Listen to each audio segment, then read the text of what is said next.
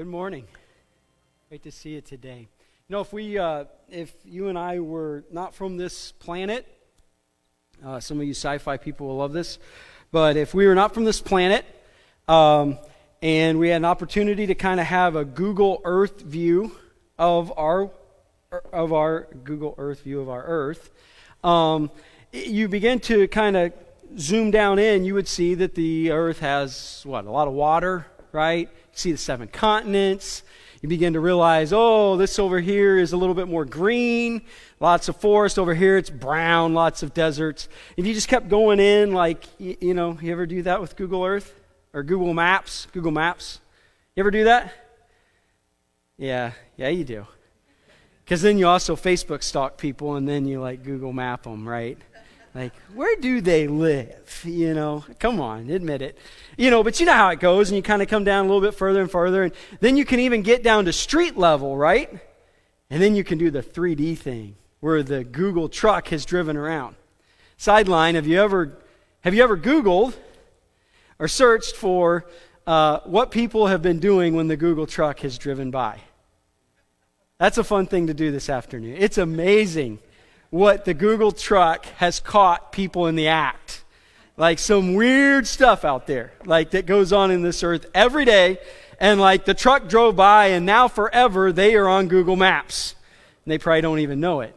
But, if you go down 3D and you start to look, one of the things that probably would amaze us is these metropolitan areas, cities, right?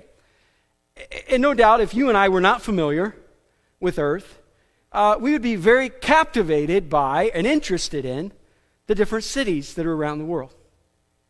The way they look, what we call their skylines, right? Let's see how good you are. How much have you traveled? Anybody? Alrighty then. Not a skyline. Somebody help me out here. Anybody know why I'm not on? Because this just totally broke down my illustration here. I'll just wait. Because I really want you to guess. All right. Can you tell me what this is? Oh, yeah. 1 for 1. That's pretty easy. Softball, most of you 3 hours away. Okay, this is one of my favorite cities at nighttime. Anybody tell me what this is?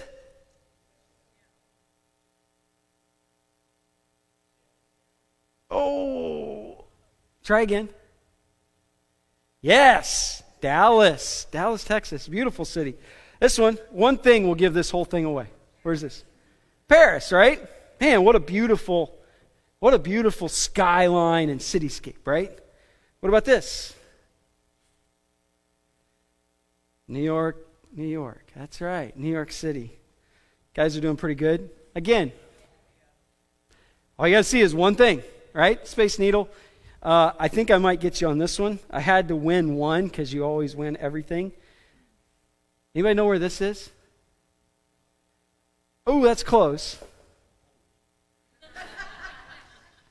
This is a little bit too small for Napoleon. That's a good one. Singapore's a good one. This is Shanghai. All right? It's amazing if you start to look at the cities in China, the landscapes. It's amazing stuff like this. There's a lot of them, too. Big cities. But skylines tell a whole lot about who a city is and what they're about, what they value. Do they not? You can kind of go back and you can begin to realize what the Eiffel Tower represents and why it's so fitting for Paris. Or the Space Needle in Seattle and what the Seattle area and community is kind of built around, what they value, what they think's important, right? Beautiful and yet insightful.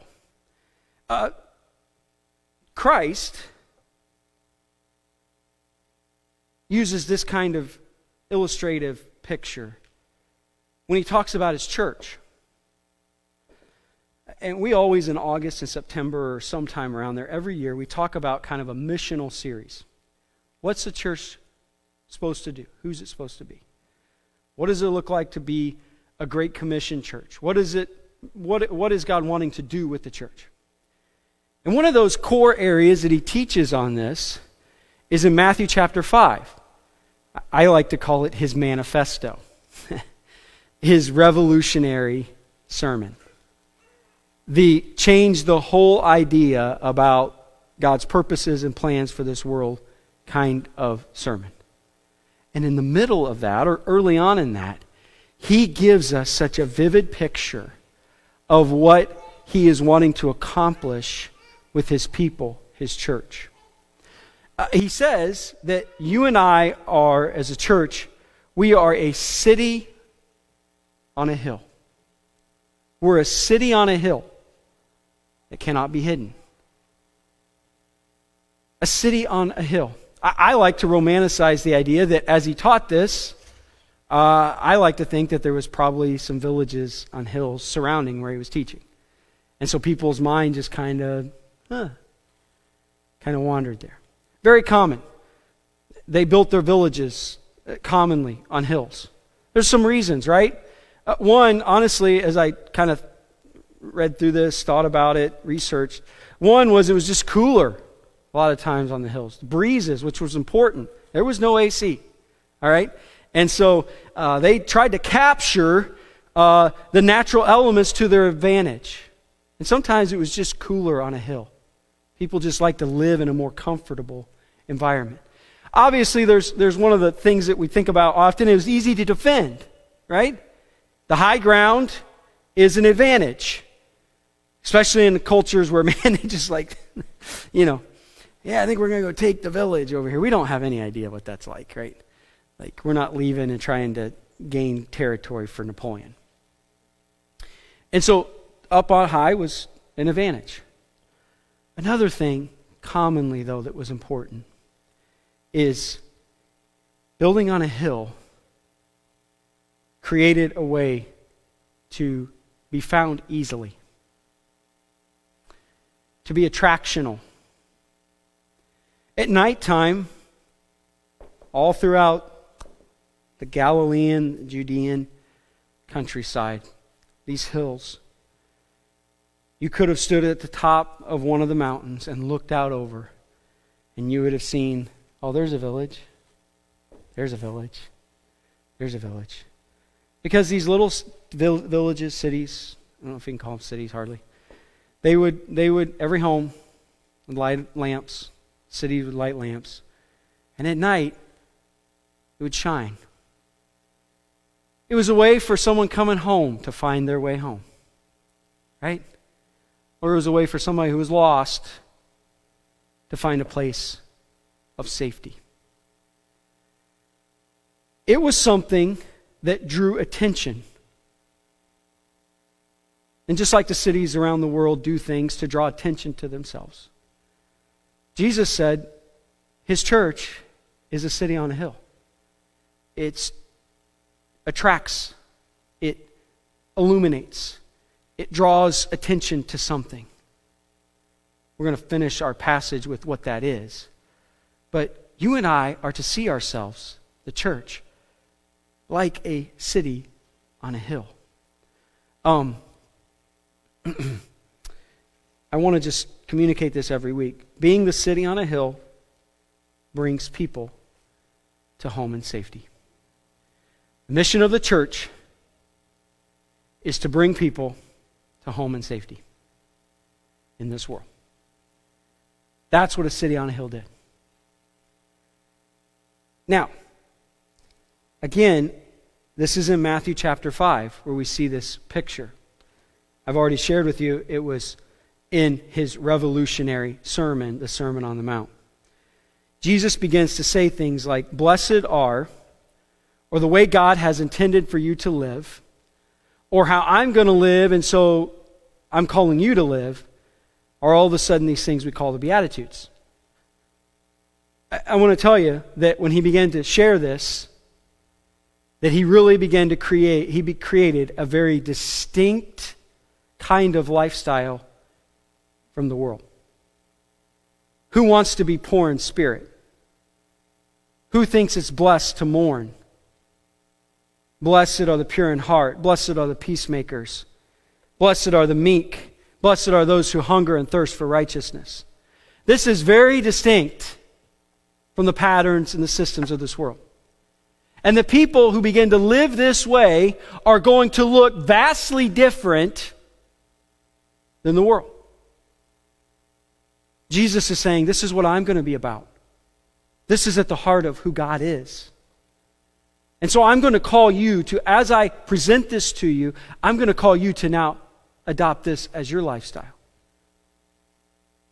He's sharing this, right? And I mean, there's never been a more revolutionary piece of literature ever than the Sermon on the Mount. Turns the world upside down. He says, as he's saying that though, he says, listen, I'm calling you to this distinct lifestyle, and guess what? You're going to live this way. This is going to become your identity. Can I take a little sideline for a minute? This is truly who Christians are called to be. To live out the principles of the Sermon on the Mount. This is what makes us distinct in this world. This is why we will always have a problem being identified in social groups and in political parties. Amen? Ooh, amen?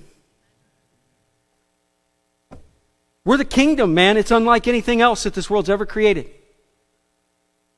And maybe a political party is for this, and another one's for that, and another one's for this. Probably, I would say, unfortunately, in our country, there's only two. We're the third way. We're the other way. We're the kingdom way. It is different and distinct from anything else. And as a citizen of a country, I obviously, at times, I find my way through maybe supporting a certain candidate or things, but they always are in relation to the kingdom. It's always filtered through the kingdom. And I realize these things are flawed because the kingdom's perfect, but I live in a flawed world, and sometimes I have to, like, Jesus isn't running for president this year. I don't know what I'm going to do about that. So I'm going to vote for somebody else, right? I wish I could vote for Jesus. My hope, my existence, my identity is in the kingdom of God. Not in social constructs, political parties, right? And that's what Jesus is like laying out there. This is the kingdom ethic. This is the kingdom way. This is who you people are now. Wow. I know we've read it since Sunday school. Well, big deal. Poor in spirit. Big deal. Huge deal. Life-changing. Revolution. He says, listen, you're going to do all these things and people aren't going to like it because it's going to look different. And what do people do with people who are different? Well, they make fun of them. They persecute them. They're going to insult you, persecute you, and falsely say all things of evil against you because of me. You know what? Just rejoice. Be glad, because great is your reward in heaven. For in the same way they persecuted the prophets who were before you. He says, listen, you're going to live a different way. You're a different in this world. You're distinct. People aren't going to like you, and that shouldn't change the way you live. You should accept that living this way is not popular. Being a Jesus follower has never been a popularity contest. Do I sound like I'm on YouTube ×2 right now? I'm really wanting to get through my content. Now I find myself, like, I listen to things at double speed to save time. And you know, actually your brain does well with that.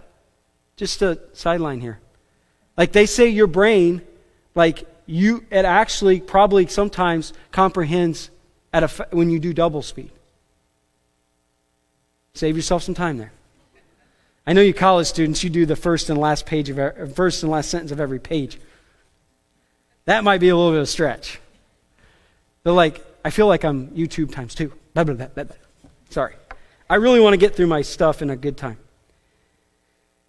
He says, listen, the attitude of the world toward the believer is in verses 10 through 12. They're going to persecute you, hate you, insult you. I want your attitude to be this toward the world. 13 through 16. That's what I want to read today. This is where it gets an idea. So if there's teachings all through the New Testament about the mission of the church, this is one of those teachings Jesus taught. He says, you are the salt of the earth. He's using physical realities to help them comprehend spiritual truths. Just in this word, you, there's something we need to grab. It's a plural word. Yous? No. You. It's you, the church. You, more than just a singular person. In fact, what I'm wanting to do, how I'm wanting you to end up being this city on a hill is it's together. We're going to talk about that next week. But it's plural, you. And it's emphatic. It's you. There's so much chalked up in this word that we need to grab a hold of. What he's saying is, you are plan A in my mission to the world. You. That's the emphatic nature of this. You're plan A. There is no plan B. You ever watch those war movies, World War II movies? I love World War II movies. And like right before they, get in the plane and they're going to be dropped behind enemy lines, and like the commander looks at him and says, listen guys, got to get this done. We ain't sending anybody else in. You're plan A. That's it. That's what we are. And I would remind you right now, 2020, not your parents, not your grandparents, not the people you go to church with or people all over. You are a part of what God, you're part of plan A. You. This should continue to help us grab hold of the great responsibility that has been transferred down from Jesus to his disciples, who became the apostles, to the early church, to the church through all of the ages. Up until now, we have always been God's plan A. And you and I carry that responsibility of being a part of the city on a hill. You are the salt of the earth. Now salt, not much, I don't give much thought to salt. What is it, like 88 cents? $1? I've never really, to be honest, thought about salt very much until we ran out of it like 3 months ago. And you couldn't cook because you needed salt and an ingredient. Whoa, and then I went to the store, and for whatever reason, they were out of salt. It was really unique. So I went to McDonald's.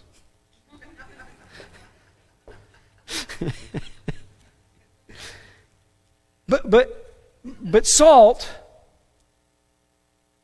in this culture was precious, valuable. In fact, it was so valuable, the Romans had a word that it was divine to them. In fact, the Romans said that there was the two most important things in the world, sun and salt. Like, they had to have it. In fact, they would pay their soldiers at times with salt. Like, well, we're out of coin right now. We'll give you some salt. Hey, that's okay. I'll take it. Would have been the soldier's response. It's that valuable. Okay, give me some salt. I need it. I can't live without it. I can't quite the quality of life. In fact, that's why we still use the phrase, if somebody is like worthless, we say, well, they're not worth their salt. Because it was a value thing. It was a commodity. And so, when Jesus introduces the idea of salt, it's meaningful to them. Now, they would have associated it with some things. What does he mean when he says we're the salt of the earth? What does salt do? Obviously, the main thing we think about with salt, or they thought about, was not what we think about. We think about something else. But with salt, they thought, man, it's that indispensable ingredient that helps preserve. Like, you go kill a deer. For us, we're like, okay, drag it up, cut it out, get the meat. You can tell I've done that a lot. Whatever it is. Filet or I don't know. I like to shoot. I don't like to. Yeah. Just do this. And we're just like, just get it to the freezer. And then we're set. For them, it was like kill and It would have been like, oh, great, we got to eat it all right now. Or it's gone. Unless we have salt. If we have salt, we'll cut that baby up, we'll take it back, and then with every piece of meat, we'll take salt and we'll just rub it all over that meat. Because what it's going to do is it's going to preserve it so it doesn't go bad and rotten and spoil. Right? Salt preserves quality. They would have thought this immediately. Oh, I'm the salt of the earth. I'm preserving something in nature. That's just what salt does.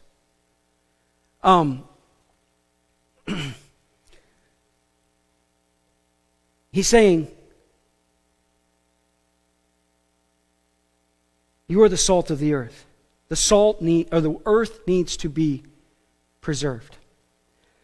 Do you realize when Jesus says this, he is presupposing that we understand something? That the earth needs to be preserved. That the earth is decaying. The earth is corrupted. Right? You don't need salt unless you are preserving something. Jesus just says, hey, I think I just am kind of assuming you know that. This is something we got to once again bring attention to in our modern humanistic culture. I sat and listened this week to a guy that I respected what he had done, his life. I thought a good guy.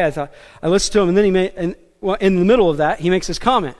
I just think there's just goodness in every person. And I just want to stand up and go,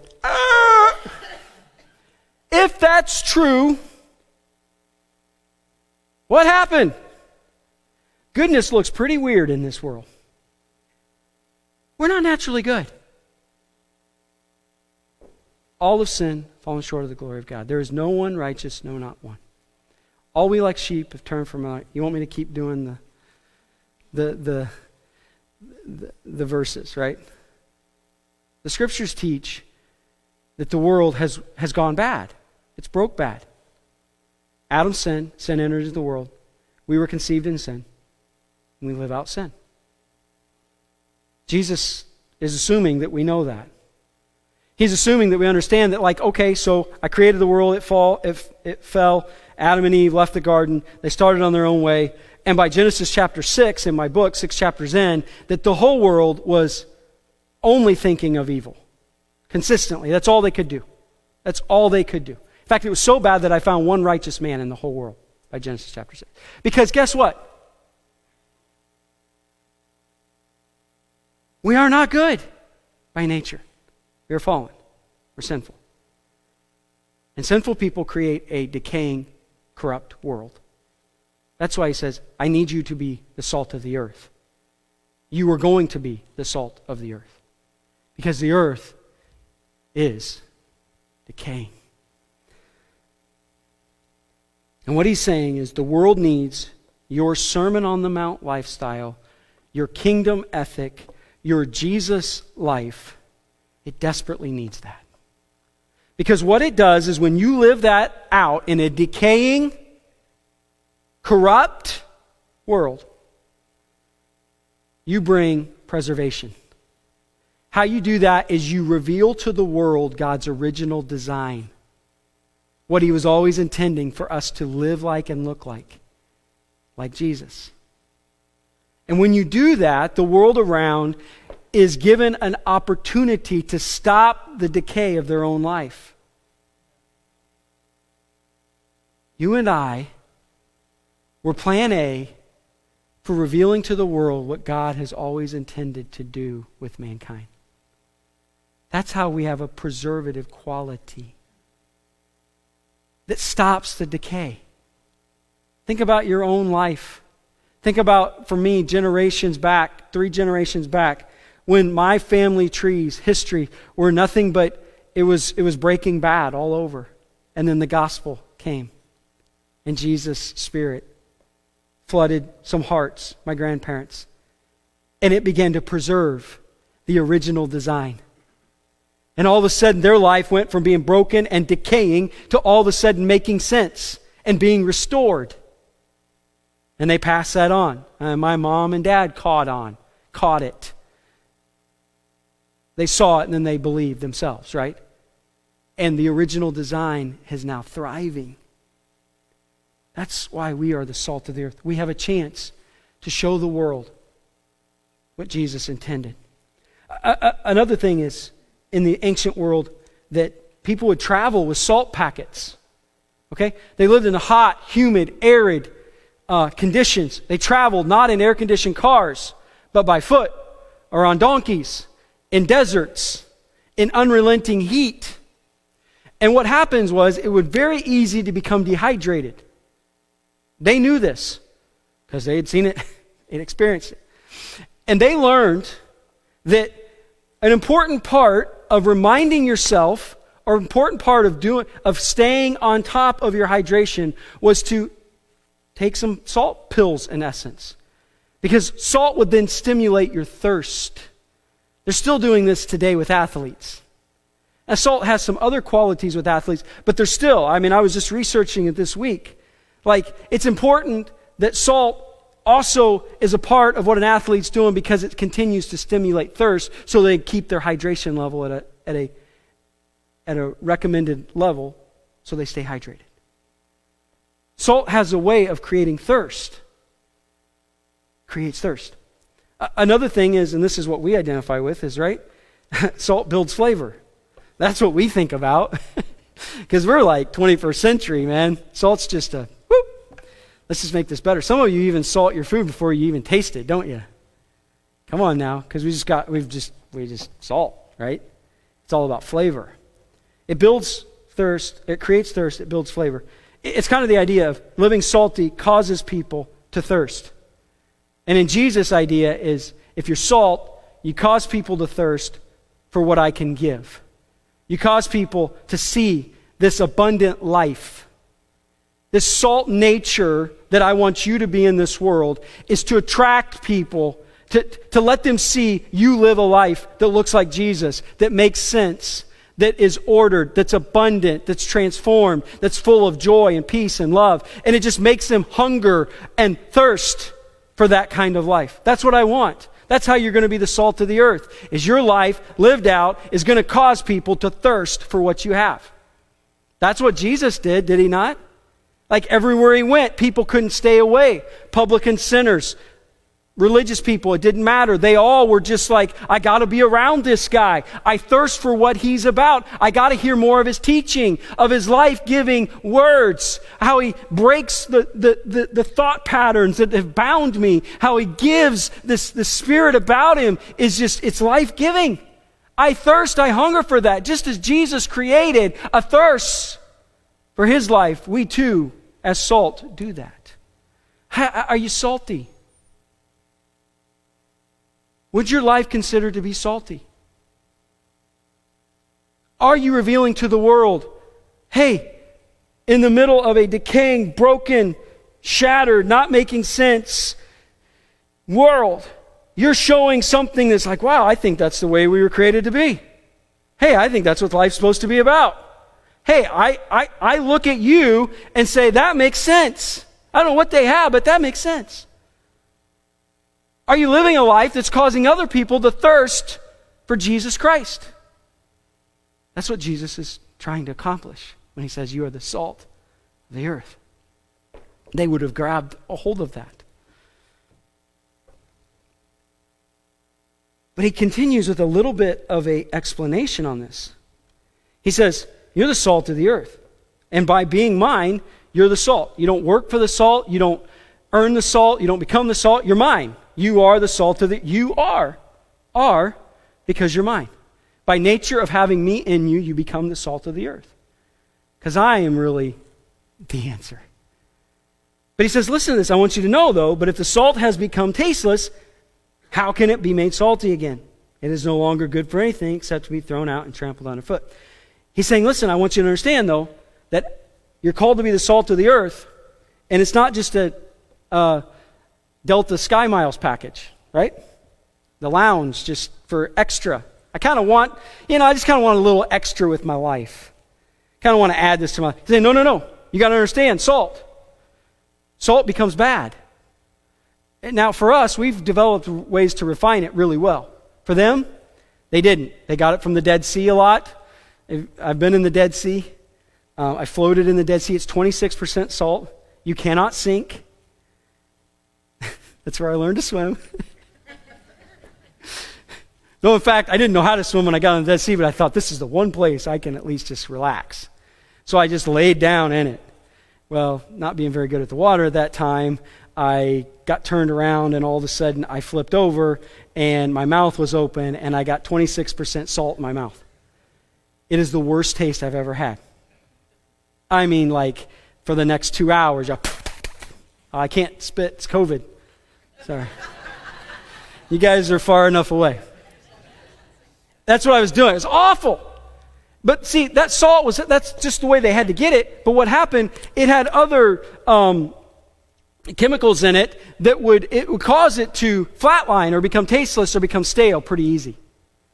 He says, listen, you know how salt is. It can become flat, tasteless. You can lose your saltiness. That's what he's saying. If you don't follow me, if you're not real, true, you're going to lose your taste. You're going to lose your influence. You're going to lose the qualities of what salt was intended to do. And he said, you're just like what they would do is if their salt went bad, like, oh, this stuff's bad, like spoil, or, kind of that idea. They wouldn't throw it in a field because salt would ruin crops. Salt would ruin vegetation, bad salt. It's just horrible. You know where they'd put it? They just throw it on the pathways where people walked because that stuff was dead anyway. And they just throw it on the pathway and then it would just trampled into the dirt. And it didn't matter right there. He says, if salt goes bad, that's what we do with it. Don't allow your life to lose its saltiness. Then he uses this other illustration. How am I a city on the hill and salt of the earth? He says this, you're the light of the world. A city on a hill cannot be hidden. Again, there's a presupposition here.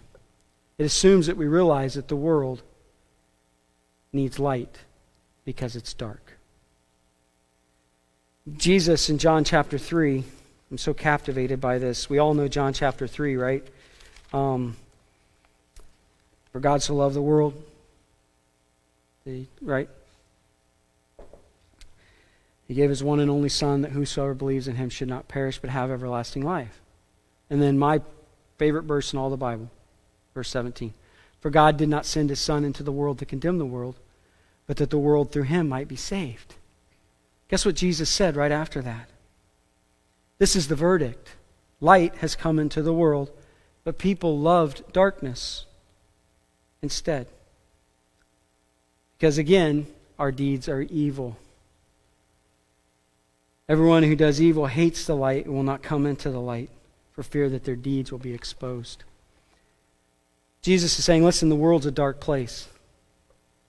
It needs light. As my church, as my followers, you are going to become that light. He says not only is this the sinful nature causing us to run after darkness, Paul reminds us of this.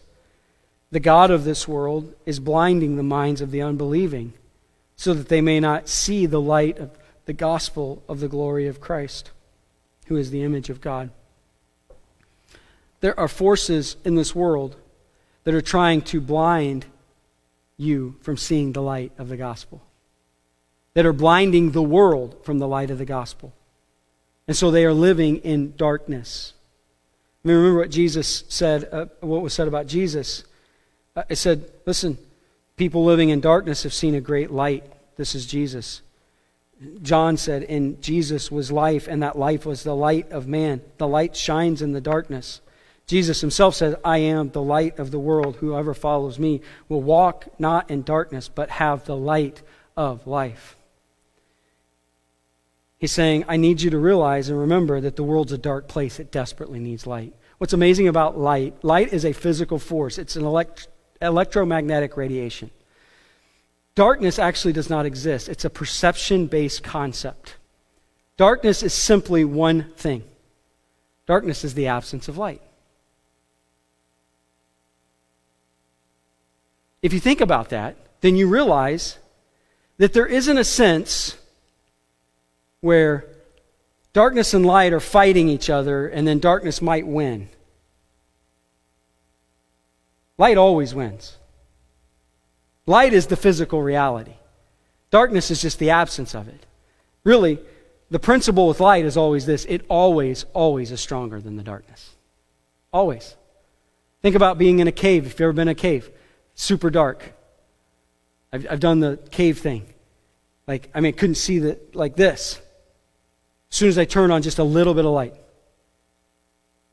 it was more powerful than all that darkness in the cave. It began to penetrate. I thought about turning all the lights off and everybody turning their phone on. But that's a whole thing. Light always is stronger than darkness. This principle he uses about himself, he's the light of the world. Remember, God, and there was darkness on the world, and it was without form or void. And God says what? Let there be light. And light chased it all away. Light's always more powerful. What he's saying to you and I is you are something that is more powerful than what you're around. Who you are has greater influence than the circumstance in the world that you're in. You just please be the light. Because again, what does he say? He says this.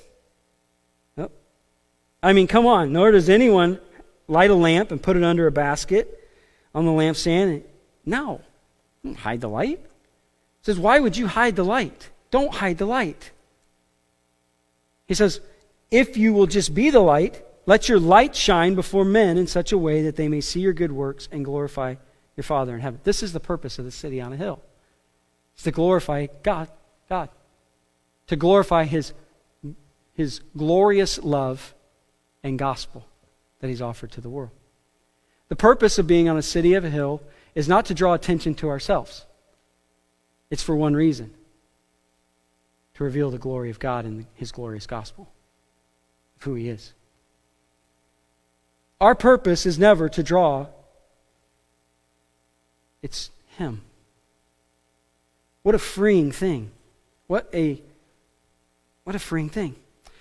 What I love about this is he uses this two-pronged approach to kind of give us a full understanding of what it means to be a city on a hill. Salt is an influence of Christian character, how I live. I'm salt of the earth. I'm salty because I am living the Sermon on the Mount, the Jesus lifestyle that's bringing preservation into this world. It's showing the original design. It's creating thirst for kingdom living. It's showing, it's this influence in the world that is revealing Jesus' power and His Spirit.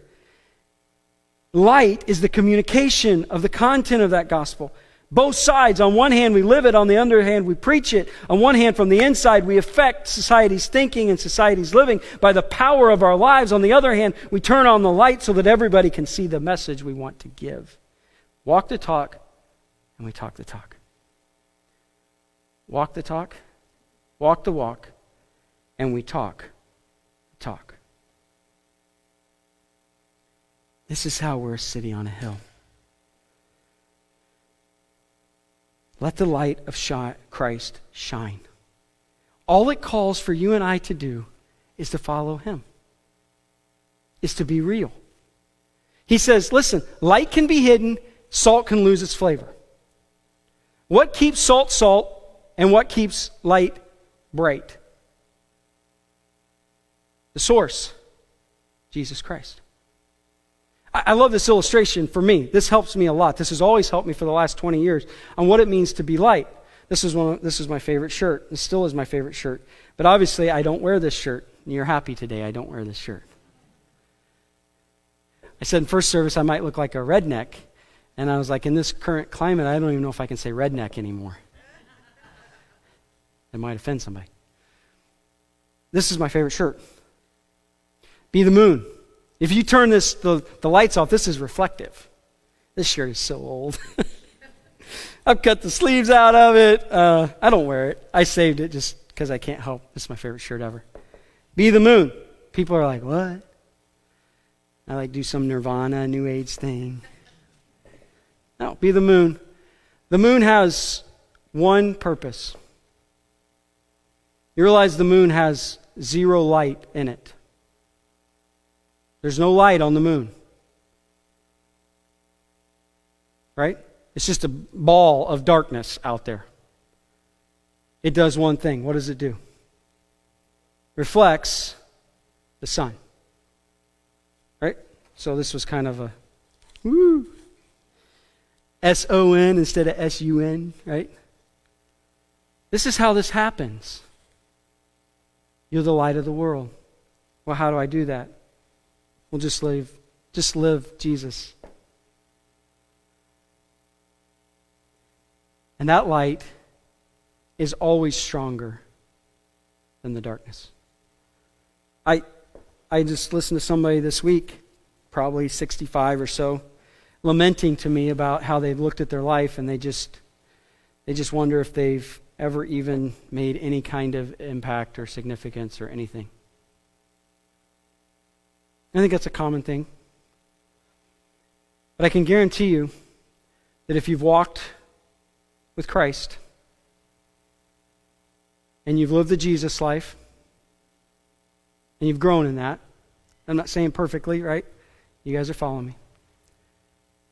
Then you don't need to think, did I make a difference? You shined into the darkness. You did.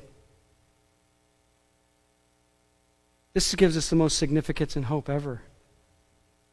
That if we just follow Jesus, we are salt and we are light. And that cannot be overcome.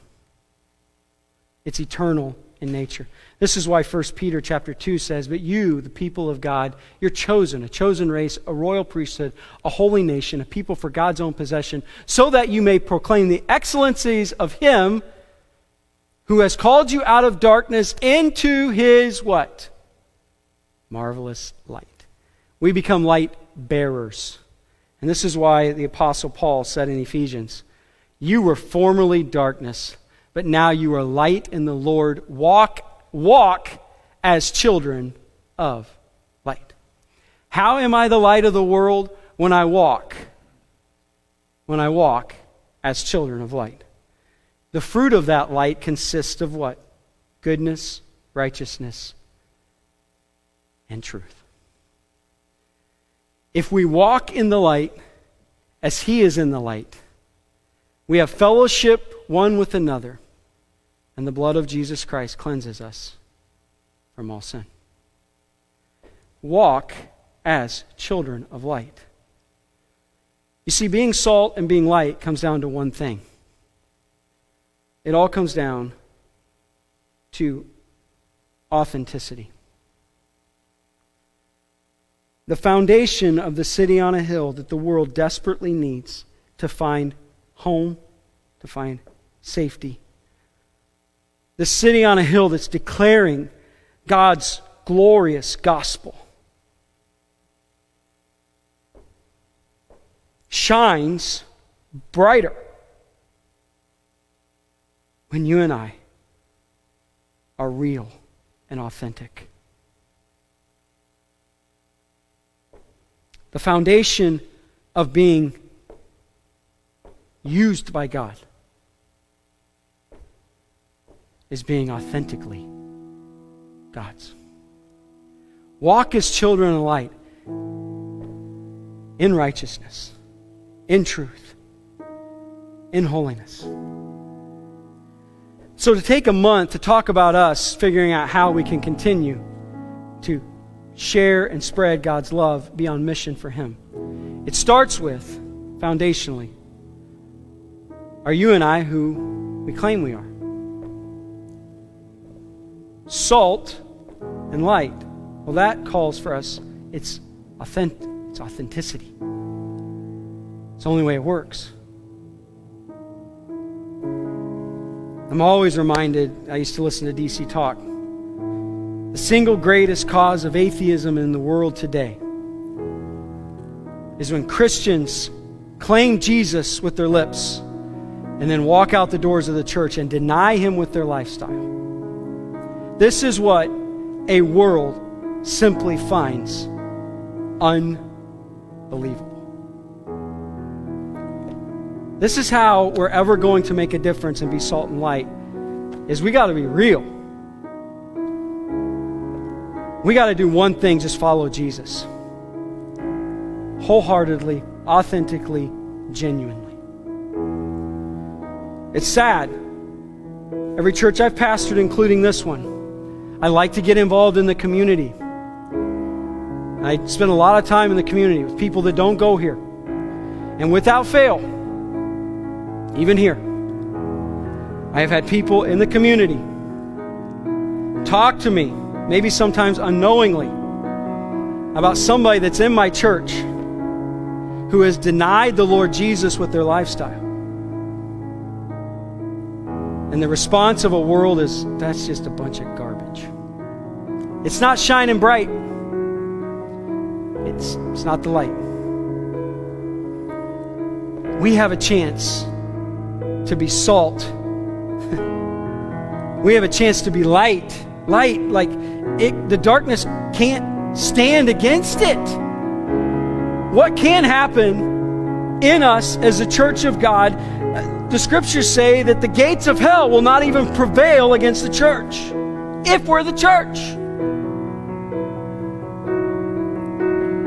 You and I just need to continue to call ourselves, to understand that the primary responsibility of my life is to follow Jesus, and then everything else takes shape. Just for me, just got to be honest. This is a moment of transparency. Going to be honest. This weekend, like as a parent, I completely overreacted to something. Like I overreacted to something so bad, I went into my bedroom and put my hands in my face. Or my face in my hands. And just realized, Chip, that was too much. You overreacted. You allowed the circumstances of other things to cause you to overreact to one of your children. And in that moment, the most important thing to me was one thing. I got to get back out there and I got to look my child in the eye and tell him, I was wrong, I'm sorry, that's not Jesus Christ. Because what matters more than anything is me living authentically, even sometimes in my own failure, but pushing them and pointing them to who Christ calls us to be. That's going to be the salt and light that they need desperately. Last night I just went out there, I just said, man, I just blew it, I'm sorry. That was just, I had every right to be upset. What you did was not right. But I can't act like that. I'm sorry. Because I do know that the scriptures teach that if I'm not real and authentic, if I'm not growing, and if I'm not the legit thing, I'm not going to be salt and light. And so I remind us, God has a mission for His church to be a city on a hill. There's some glorious things to unpack with that. But it starts with, are you salty? And are you lit, is what the kids say now. Is the light burning? That's why He uses these warnings. He says, you're salt, but remember. You're light, but remember. God help us, Father. I have so much hope for our church. So much hope for what can happen in this community. I know in this climate, with all sorts of stuff now, in 2020, it could be easy to scoff at the church. Its influence is going to wane. It's going to go away. I mean, look at how things are going and look at how people are responding and all this stuff. I just know that your light is more powerful than anything. And your mission hasn't stopped. In fact, it seems to thrive in the greatest of challenges.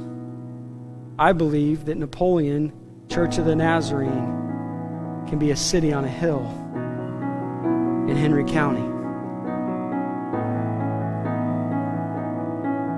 I believe that through these challenges and more, that there are going to be people that come to Christ. Lives are going to be changed. Homes are going to be restored. But Lord, it starts with us being the real deal, true blue. We can't be that church that sings God's praise on Sunday and curses God's name on Monday. It doesn't work. That's not salt and light. So Lord, each one of us, continue to grow us in the faith. Help us to grow, be transformed to be the real deal. When that happens, we already are being the salt and light. Now we can just come together and all of us combine our own light to become one bright, shining light. Make it so, I pray. Do it in Jesus' name. I pray these things. Amen. Just challenge you. Be the moon and reflect the sun. Have a great week.